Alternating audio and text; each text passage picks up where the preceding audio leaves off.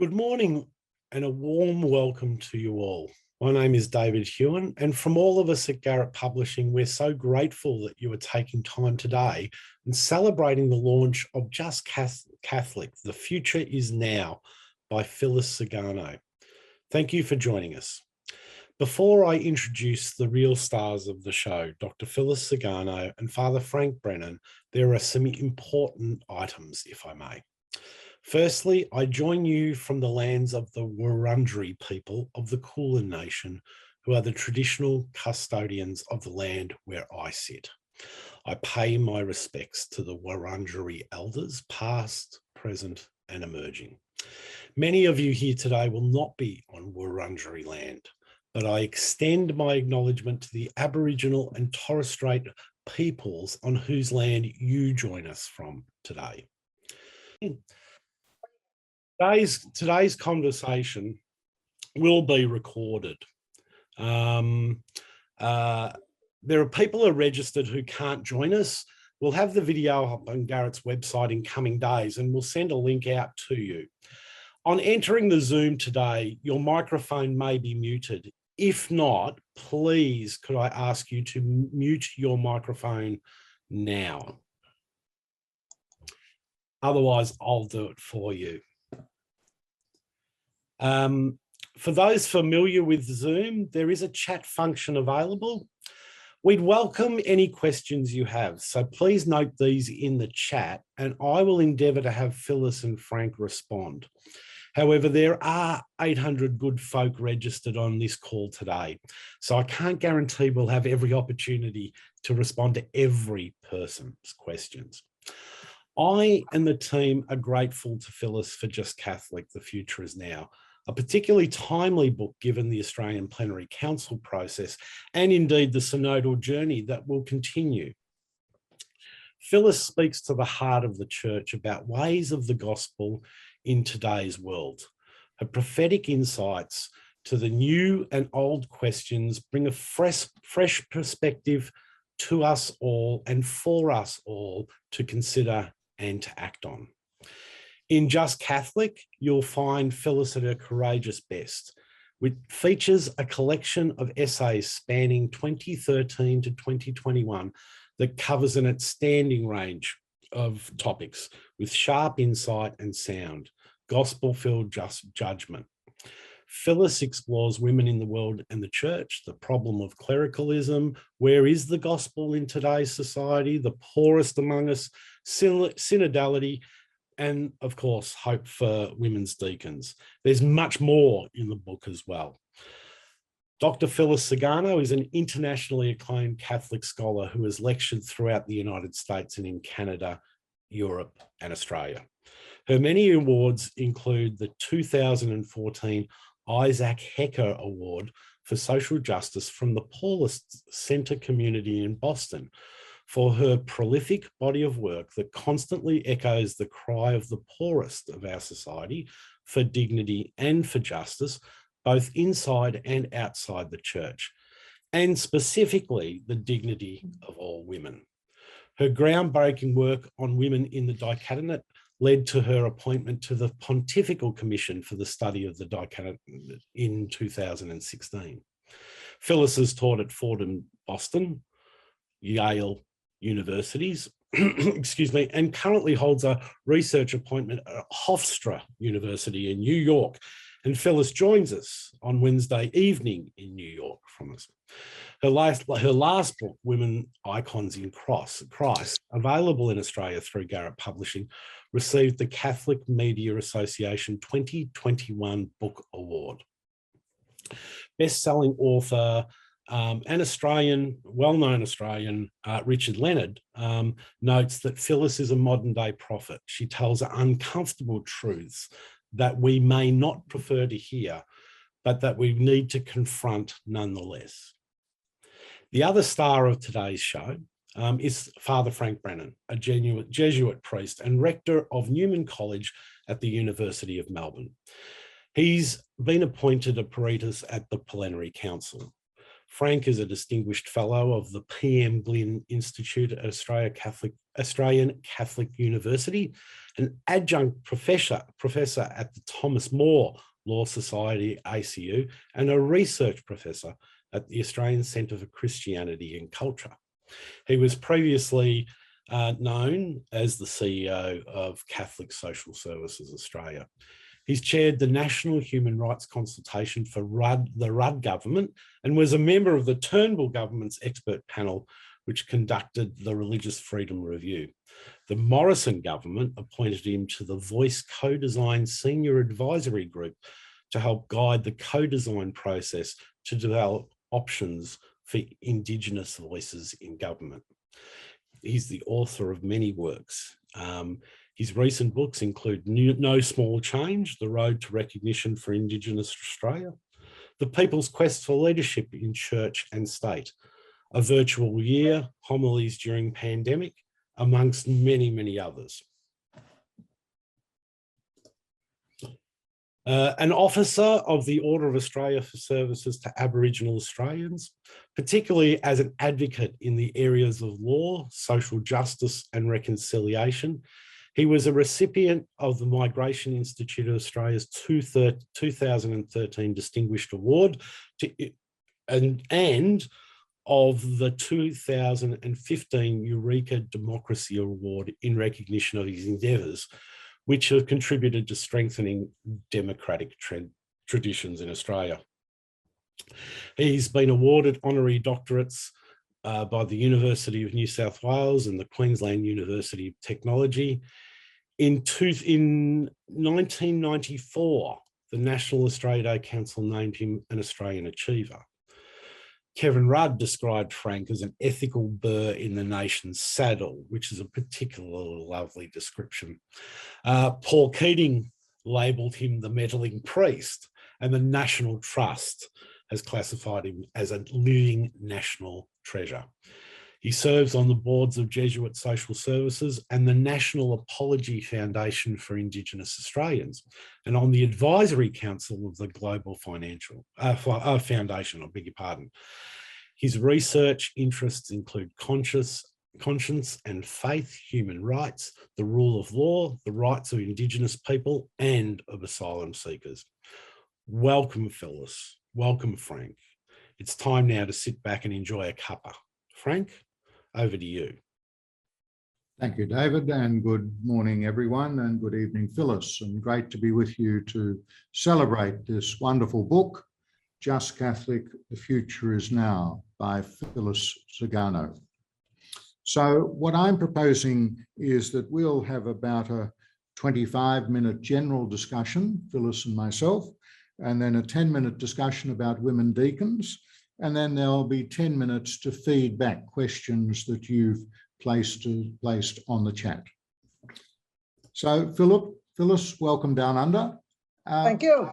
You've heard a very full introduction there from David, but in your own words, could you just tell us a bit about yourself, because you haven't been to Australia all that often. Maybe give us a sense of what drives you, what gives you the passion to write the things you do, and what animates you to keep going against all the odds.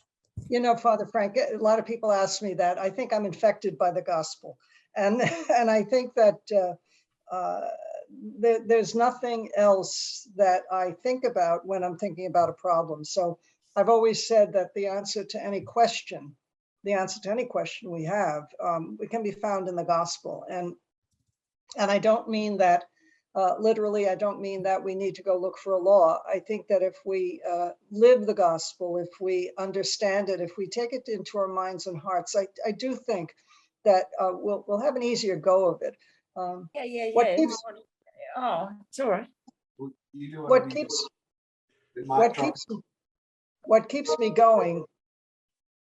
keeps me going is the fact that well, it's coming to be springtime in Australia, and I guess what keeps me going is the hope for a springtime in the church, you know, and the fact that we are in a time and a period in our church where we have a pope and hopefully couple of three bishops who are interested in knowing how the gospel has affected the people of God. That's what keeps me going right now. That's what, now tomorrow, I don't know, you know, but today I can say what keeps me going is the gospel. What keeps me alive is the hope of the coming spring. And you see that out your window a lot better than I do right now. Thank you. And could you give us just a word about where you teach, who you teach, and for whom you write? Well, this is it. I write on many different levels. I haven't been teaching in a while. The last time I really did a big course was in 2014. I had 300 people in a massive online open seminar emanating from Hofstra. We had people from 14 countries and 5 different continents. And I put together a 4-week curriculum, and we ran it as an experiment. And I had 4 teaching assistants. And at the end of every week, some people had a 1,500-word essay assignment. I'll remember not to do that again. And we did have a genuinely good time. John N. Collins in Australia, whom I met when I was there, actually gave me a 6-minute audio, and we just had a good time. But that's the last time I was actually teaching at the university. Most of my lectures are at universities, but they're one-offs or sometimes a series, or they are panels. And then for whom do I write? You know, I write at different levels, and sometimes it's an interesting experience. Sometimes I'll take an essay and I'll do a general essay, such as the essays that are republished in our book here in Just Catholic. And that will be the kernel of the idea. And then I'll maybe expand it to a different level magazine. And then I'll expand it to an academic paper with too many footnotes. And so I try to write for a lot of different people at a lot of different levels to encourage the conversation, not just at the general level, not just at the medium level, but also not only at the academic level. And at that you succeed, and we're very grateful. So let's jump right in with the book. I might just start with the section you've got on synodality, because as you know, we've got a plenary council that's underway here in Australia, and Pope Francis has convened a synod on synodality. I notice you were in full bore in your recent article on the 3rd of December, entitled "Everybody Likes Pope Francis Except, It Seems, the US Catholic Bishops." And you say only half of the US bishops have even named someone to run the synod project in their diocese. That is, half the US bishops are not interested in what the people of God think. Phyllis, could you elaborate and give us some hope? Yeah, well, maybe I'll get strong here. The fact of the matter is, I'm really on their side. I'm in constant contact with the fellow at the USCCB who is managing the synod process from his end. As you must know, the way it's supposed to work is that various dioceses are supposed to have systems whereby parishes will have meetings, synodal meetings, and they will report to their diocesan headquarter, as you might say. And then the diocese is to submit a report to the conference, the USCCB, and the USCCB is supposed to create a 10-page document. And I'm not clear right now. The original instructions I got was that the USCCB and the CCCB, the Canadian Conference of Catholic Bishops, would be conjoining their 10 pages. So it would be 10 pages from all of North America. I don't know if that's still going to happen. In May of 2021, this year, Cardinal Grech, the head of the Synod office, sent a letter directly to every bishop in the country saying, please let me know who's in touch, who's in charge of your Synod process. And when they launched the Synod in Rome, at that time, only about half the US bishops had named people to run the Synod process. And then there was the USCCB meeting in November, and I spoke again to Richard Kahl, who runs the program at the USCC level, and he said, really, things haven't changed. on behalf of the bishops and on behalf of the USCCB. Because of the way the church is organized, a bishop does not report to the conference. The bishop reports to Rome. So the US Conference of Catholic Bishops was not really in the loop at the beginning, and it's only trying to play catch up now. Even so, the information I have from both Rome and Washington is that about half of the US bishops are have named somebody to run the program. And I've heard some terrible things, some terrible comments that bishops have made about the whole process. And I think some of them just want the whole thing to go away. Others are fine with it, and they're not afraid. So maybe they're just waiting for the Pope to go away. Well, I think so, but the problem is the people are not going to go away, and the people are the ones who want to have their say. I mean, 99% of the church is not clerical, and the people, unfortunately, are going away. And I have sat at table, you know, David introduced me and said that I was on the Papal Commission. I had the privilege to live in the Holy Father's house for 5 months over a period of 2 years. And I would be at table with cardinals and bishops from all around the world. And they were very interesting people. They were interested in hearing what was going on and knowing and learning about America, about my work, certainly. But I'm not so sure. I'm not so sure that every country in the world, every bishop in the world, every bishop in the United States honestly understands the process of synodality, and I think it can be a kind of a threatening prospect for them, and that's too bad. But Phyllis, in your book, you quote Cardinal Parolin saying, "Sometimes one fails to distinguish between what is essential that cannot change and what is not essential that must be reformed, must change according to the spirit of the gospel. There's a whole life of the church that can be renewed." Why do you quote him saying that? Well, I think he means it, and he certainly is powerful in Rome. He's the one who signed my appointment to the commission. I think he puts his finger on the question. You know, the Holy Father has said that the church is not a museum, and some things are simply merely ecclesiastical laws. They have no, doctrinal support. And this came out from the beginning. Nathalie Beckart, the woman religious, the French woman who is really managing the whole synod process, has made it clear doctrine is not on the table. We're not about to sit down as they did in Béziers in France in the 10th, 11th century, having fistfights over transubstantiation. I think what the point is in how to be more church, and be more church that is following the gospel.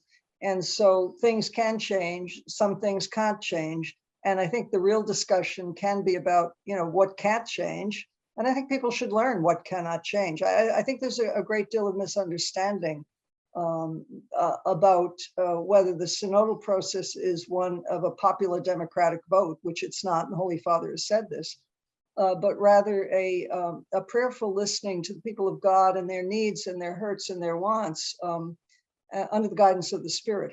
What is troubling people? Why are they not in church? The Holy Father has said the periphery is the center, and right now the periphery are women. I mean, that's my argument. And I have sat at table, as I started to say, with cardinals and bishops from around the world, and I say, until you straighten out the church about women, women are going to keep walking away. During lunch now, today, 4 women have left the church somewhere in the world, and I think they may be figuring this out. I'm not quite sure. So. Right. Well, we might move on to the section that you have in the book entitled "The Life You Save." I think Cardinal Bernardine would be proud of you as one who basically does adopt the seamless garment, your commitment on issues like abortion, euthanasia, but also refugees and the poor and marginalised in society.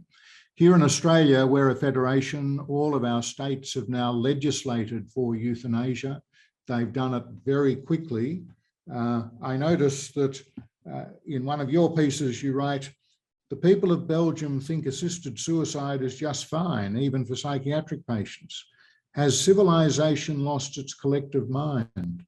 How long before the population can take things into its own hands? How long before murder and manslaughter become assisted suicide? What advice would you have for us in a pluralist Western democracy like Australia, where there are a lot of people who would embrace the church teaching or the imperatives of the gospel, and yet we're now to live in a society where euthanasia becomes commonplace? Yeah, you know, there are a couple of questions there. I used to work for John Cardinal O'Connor, and he's the one who always told me the life you save may be your own, and he's right. The ridiculous solution of euthanasia is a creeping, really a creeping danger to us all, because when you think of the global kinds of insecurities we have, I don't think it would be too far-fetched to say that that you could dream up let's hope a science fiction document or a science fiction novel where the government determined who to exterminate because of lack of food or lack of space. And I think that the way, certainly my thought for people who carry the gospel in their hearts and minds, my thought is that the people of God need to try to influence the legislature, but also the preachers of our churches need to preach the gospel and thereby influence the people of God. That is, in the United States, abortion is legal. Cardinal O'Connor always told me that the problem of abortion in the United States was that most of the people who succumbed to abortion were invincibly ignorant. That is, they really didn't understand the terror and the horror of what they were doing. However, the people responsible for their invincible ignorance were the bishops and the preachers, because they didn't teach them properly. And I believe that today. I don't think that individuals who have properly received or properly been enabled to receive the gospel would be able to succumb to abortion, but could even think that it was possible. You know, and we have such foolish discussions around this topic. The president of the United States said not too long ago he wasn't quite sure when life began. I was like, that's the most ridiculous thing I ever heard in my life. I think he may have been thinking, I don't know when personhood occurs. And there have in various US states discussions about a so-called Personhood Amendment. But the church teaching is that we treat the conceptus, we treat the unborn child in the womb as if it is a person, and therefore it deserves the rights and respect. I'm sorry that a couple of my abortion essays didn't make it into this volume, for whatever reason, but I really am concerned about, and I just wrote this today in a Christmas column that maybe will run sometime soon, before Christmas, that we have incorporated into the public discussion a disrespect for life across the board. And so whether it's the Aborigines, whether it's the indigenous people in Australia or any place else, whether it is the unborn child, whether it is the immigrant, whether it is the poor person, whether it is the drug addict or the drunk, you know, we just are not seeing Christ in all people. That's where I get a little upset, because I have been told at dinner at the Holy Father's house by a member of the Congregation for the Doctrine of the Faith that women cannot image Christ, and that's where I said, watch me. And that's the other book that that David mentioned, you know, the women icons of Christ. Don't get me started on that, because it's just a ridiculous way to speak.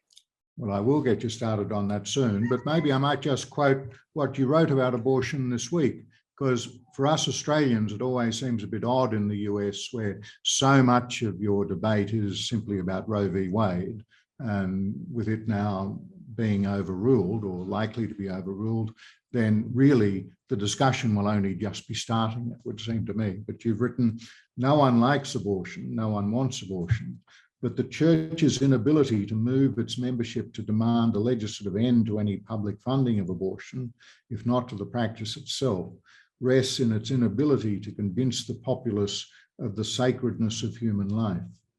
The bishops as a body still do not seem to understand how much Catholics and others distrust them in the wake of more accusations of abuse by clergy and coincidental cover-up. Could you speak to us about how you think we might become a teaching church once again in a pluralist world, given these difficulties?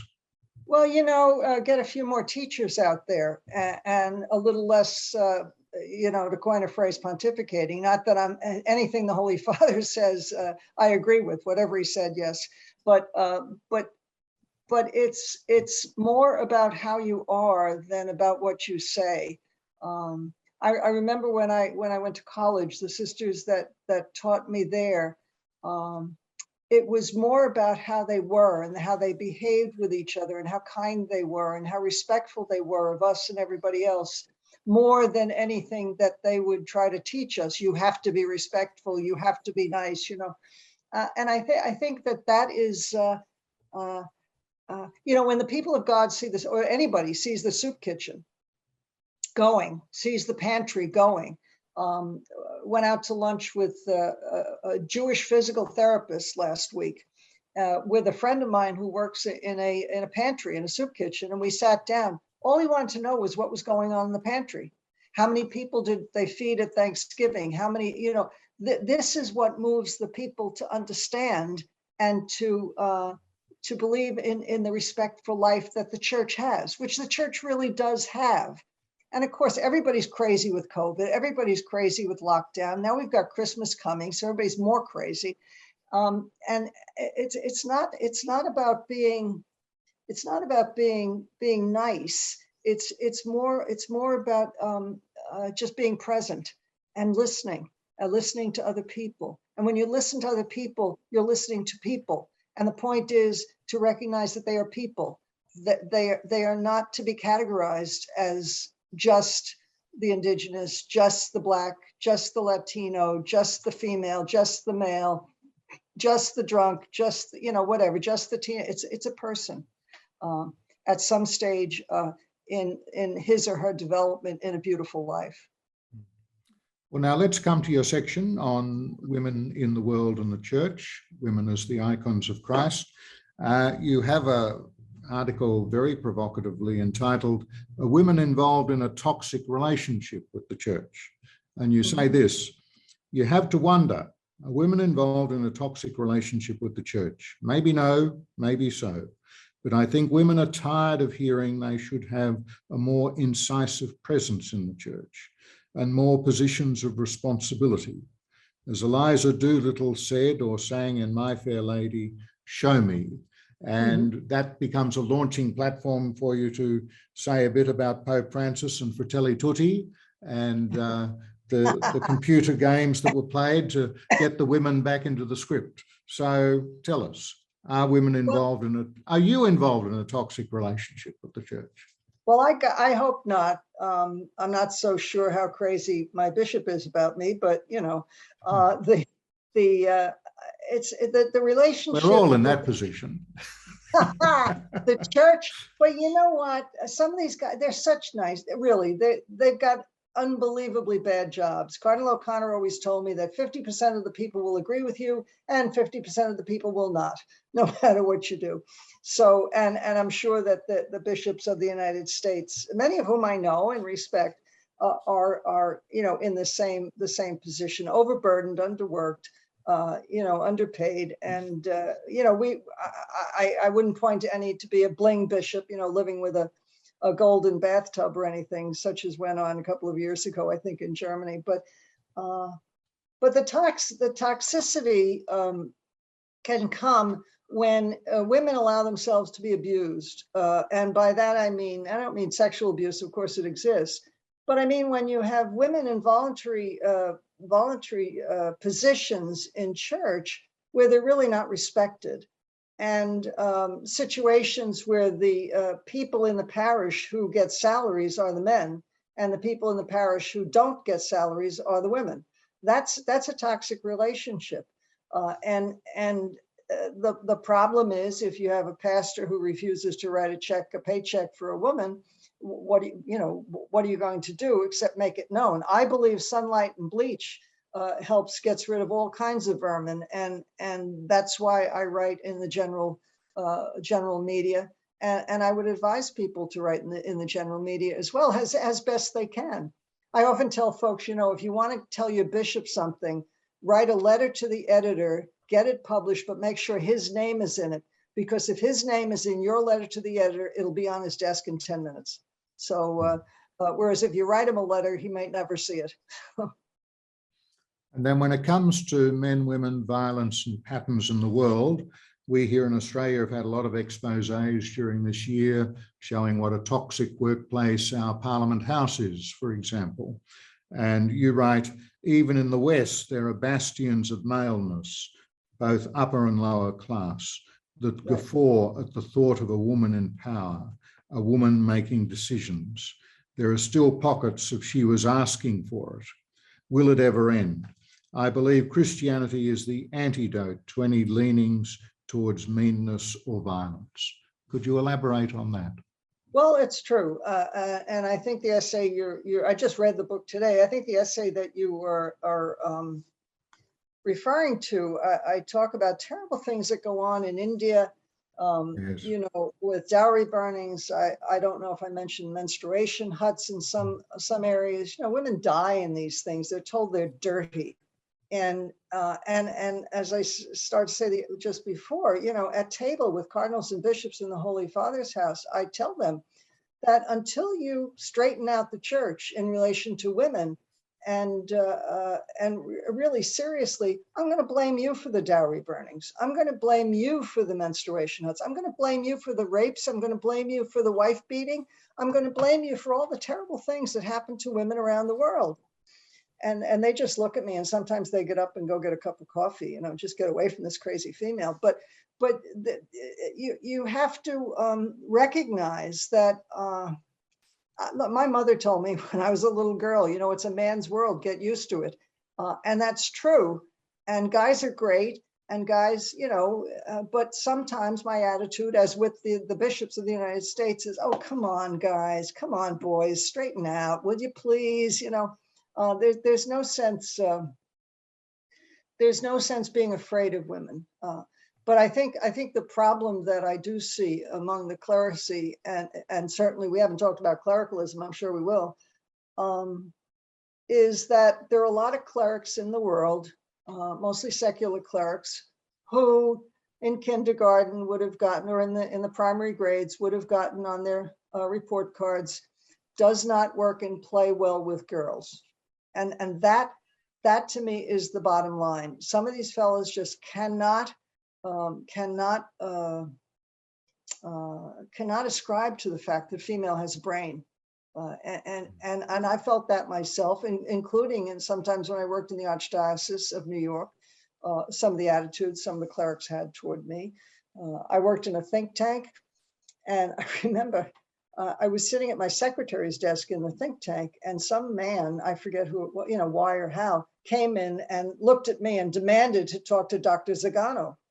And so I stood up and said, okay. And I put it to my office. He obviously didn't know who he was looking for, but he obviously didn't think that Dr. Zagano would be a female person of the opposite sex either. So there you go. Well, now let's move on to what you're best known for, at least in this part of the world, Hope for Women Deacons. And just a reminder to those of you who are participants, this is the time to put your questions on chat, and we'll get to those in 10 minutes' time. I see, Phyllis, you gave a talk the other day to the American Academy of Religion, and quite delightfully, you pointed out from your researchers that both the Roman Catholic and Orthodox leadership have been saying, well, we've got to go gently on this because we don't want to get the others. Just a quote from your talk. Some time ago, a colleague asked Bartholomew I, the Patriarch of Constantinople, about restoring women to the diaconate. His response was, quote, "We don't want to get ahead of the Catholics on that," end quote. Soon after, another woman reported the Roman Catholic Archbishop of Boston, Cardinal Sean O'Malley, was asked the same question, quote, "What about women deacons?" He responded, quote, "We don't want to get ahead of the Orthodox on that." Comment. Yeah, it's absolutely true. My trip to Australia, I don't have the Australian edition, but this book, Women Deacons, Past, Present, Future, was the reason I got to Australia. Garrett Publishing brought me there, and I've been doing a lot of work. I had been doing work on women deacons before that, but that's a pretty simple book, and it's one that parishes use. There's a four-part study guide that can be downloaded from my website. The conversation between the Orthodox and the Romans is a very, very interesting one. And on behalf of the Holy Father, I would say he does not want to upset any ecumenical apple carts, that he is moving slowly. And he's moving in such a fashion that, first of all, if he does do it, it won't be able to be undone. And I think that synodality has a great part to that. But secondly, that he's in consultation with the Orthodox on this. And the particular talk, the American Academy of Religion, I think at the end of November, talks about, I spoke about the fact that the changes to canon law to allow women to be installed as lectors and acolytes were kind of parallel to something that happened in Congo, in the Democratic Republic of Congo in 2017 until 2020, when the Patriarch of Alexandria, Patriarch of Alexandria and all Africa, ordained or consecrated women deacons. He wanted to call them deacons or deaconesses, but the ceremony seemed to be subdiaconate. Well, subdiaconate is not a major order in the Orthodox tradition. However, if we go back to the Roman side of the street, the lectorate and the acolytes were replacements for the major order of subdeacon and the other minor orders, lector, porter, exorcist, acolyte, and subdeacon. Subdeacon was a major order. And the big deal about that, and that's the paper I gave, and it was also published, I think, in LaCroix, is that both the Orthodox deaconess or subdeacon, if they are ordained as subdeacons, and the major order in the ministry of lector and acolyte in the Roman Church, both of these can approach the altar. I know a historian of the liturgy talking about the fence, and women are not supposed to be on the other side of the fence. Why? Because we're dirty and stupid and all that. But by formally installing women to this lay ministry, if we just stay on the Roman side, the Holy Father is saying that it's a lay ministry, number one, and all women are lay people. I realize this is shocking, but that they can approach the altar. They can be near the sacred. That's the big. If you look in some of the historical documentation about what was said about women at the Council of Paris, for example, about how dirty we are and how stupid we are, you'll remember that through the late Middle Ages, there was the Querelle de Femmes, the fight about women going on in Europe. What was the problem? Well, they weren't sure whether women were the same species as men. I mean, give me a break. The question of the humanity of women is central to the question of the humanity of all persons, and it redounds to how we treat the indigenous person. It redounds to how we treat the poor person. It redounds because we are all, it's not to say we're the same. We are equal, but we're equally human, but we're not the same. And so to be told, as I was in the Holy Father's house, that women can't image Christ, to feel sometimes quite denigrated by men, I just said to somebody the other day, I love it when, I run into some strange, not strange, odd, but, into an unknown cleric who talks to me as if I am mentally disturbed or mentally retarded. And I just laugh, but the assumption is that she's female, she's stupid. And I think, I'm sorry. I've had the sense here in Australia that the discussion is more about ordination of women as priests, and the question of ordination of women as deacons is something of a sideline. Would you comment on that? Well, you know what?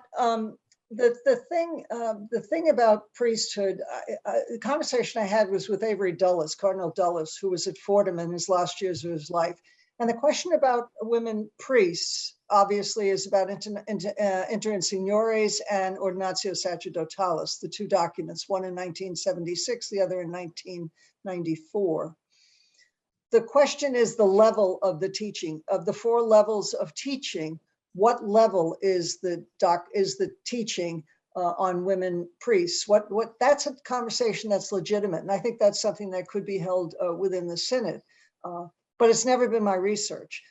My research has always been about the diaconate. The ordinations, the sacramental ordinations of women as deacons is documented historically, and I kind of think that the world needs more ministry, and we're talking about the word, the liturgy, and the gospel, that I think the diaconate revivified as something real. And I think women there are 42,000 wonderful men who are deacons in the world, but if we need deacons, we need women deacons.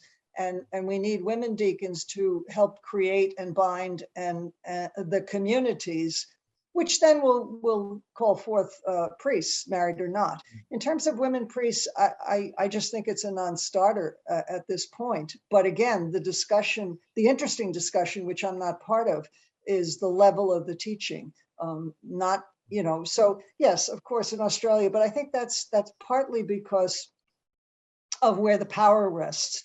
I'd like to restore the diaconate for real. The deacons were the ones who controlled the money. And the reason the diaconate was kind of squelched around the 12th century is that the priests didn't like them. We have 37 priests, 37 deacons who were elected Bishop of Rome. And that was going on all over Christianity. The deacons were becoming the bishops and the priests didn't like it. It wasn't until Gregory VII who insisted on being priested before he became the Bishop of Rome.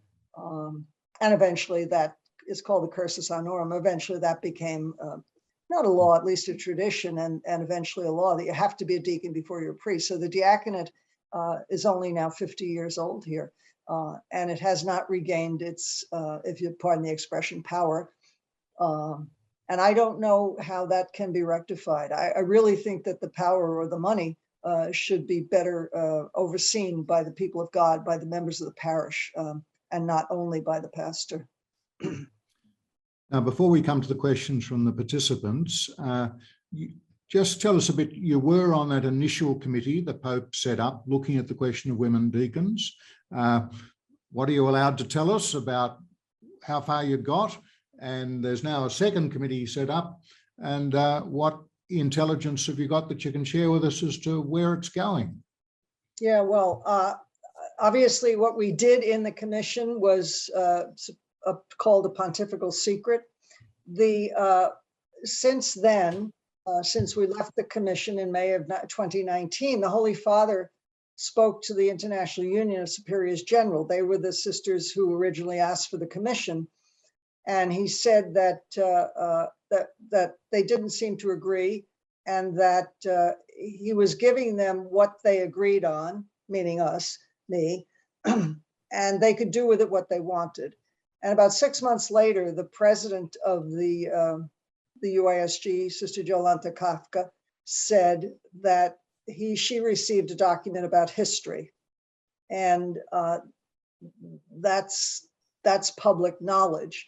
I have not seen exactly what the Holy Father got under my name or anybody else's name. None of us was given the documents as Cardinal Ladaria presented them to the Holy Father. So even if I were to be able to tell you what I wrote and what we wrote, I don't know what went over. So in terms of the second commission, if we, in October of 2019, the Amazon Synod asked for women deacons. Basically, 9 of the 12 language groups asked for women deacons, and that got watered down to, in the final document, I think paragraph 103, could you kind of ask the commission to do more work? The Holy Father said yes. And then on the 8th And the of vote April, was 137 to 30. That's right. Yeah. That's right. And well, the Holy Father said yes. Somebody's thrown a glove down. I'll pick it up. And we thought we just stayed put. Thought we'd be recalled. And then April 8th, 2020, the Holy Father named a completely new commission: 10 men, 10 women. None of them has really done much work on the diaconate of women. I must say, from my read, about half of them are positive, about half of them would be negative, but mostly they would be interested in pastoral work. And I think that, I mean, I'm just supposing the question the Holy Father could ask them is, what do deacons do now? And what of these things can a woman not do? I am told, or I know it's been published, that they met for 1 week in Rome, September 13th, and I assume they'll meet again next semester. But it's a completely new commission. It's not totally out of CDF. The secretary is Denis Dupont-Fauville, who's a French priest who actually ran the diaconate in Paris. Monsignor Aupetit actually introduced him to me at dinner when he was in Rome years ago. And the president is Petrocchi, the Cardinal Archbishop of Aquila in Italy. So we just have to wait and see. I don't know. I can tell you that the only 2 on the first commission who had done actual substantive research were myself and Bernard Poitier, a French Jesuit. And Bernard and I published an article first in Canada in French and then in India in English. I don't think it's been published in Australia in English, but it's all over the world. It's in Portuguese and in Spanish and in Italian and Polish and German, and published in Kinshasa in Congo. So, and people can find it on my website if you want to know what we think about the history of women in the diaconate. Well, now, Phyllis, I gather the chat room has been very active indeed. So David has the invidious task of sifting out some questions for you. So I'll hand back to him. But thank you very much for our conversation. Thank you. Hope to meet you soon. Indeed. Thank you very much, Frank. And I apologise, folks. Frank and I had a plan before the session to share the chat questions, but the best laid plans sometimes go awry. So if I'll sift through a few questions, and I am conscious of time, both Phyllis and Frank have other commitments through the day. So the first one is Elizabeth wrote to us and said, we've started an Australian Catholics Exploring the Diaconate, which explicitly includes the conversation of women. What in the diaconate? What suggestions do you have for moving this conversation forward in Australia, Phyllis? Well, in terms of, well, there are 2 things. I can tell you that in the 1950s, after World War II, diaconate circles began in Germany because men went to their bishops and said they felt that there's married men and that there was a need for the diaconate. And those diaconate circles replicated and duplicated around Europe. They eventually gained enough steam to bring the question up to the Second Vatican Council. And that is when the diaconate was recalled as a permanent office in the church. They tried it, if you believe this, they tried it at Trent and it failed. So it took about 400 years to get the diaconate restored as a permanent vocation. So if women if women want to talk about the diaconate, there are two things. Certainly, women who are doing diaconal work can meet to however they wish, by Zoom or in person or both, to encourage each other and to pray about the diaconal needs in the church. Meeting the social justice needs of the church. There's a lot of educational material on my website. The books that Garrett, not this latest book, but the other books that Garrett has, Women Deacons, Past, Present, Future, and Women Icons of Christ. These two books have study guides, parish study guides that can be used to understand about women in the diaconate. I don't know if I'll get in trouble with David. I think you have Holy Saturday too. This is a really turgid academic book, but there is a study guide to this one too, but it puts you into a coma to read, so I wouldn't. That would not be the case, I am sure, Phyllis, I am sure. There's a question here. Is there a danger that a focus on women in the diaconate excuses inaction on the imperative of ordination as priests? Well, I think we talked about that. It's not my work. Yep. And the discussion about the ordination of women as priests is a discussion about the level of the teaching before it becomes a level of a question about whether, because right now the argument is there's a definitive teaching. And I say, if it is a definitive teaching, see, many people, particularly clerics in Rome, will say, well, if you can ordain women as deacons, then you can ordain women as priests. You're saying women, and I say, well, wait a minute. If you either believe or you don't believe the teaching.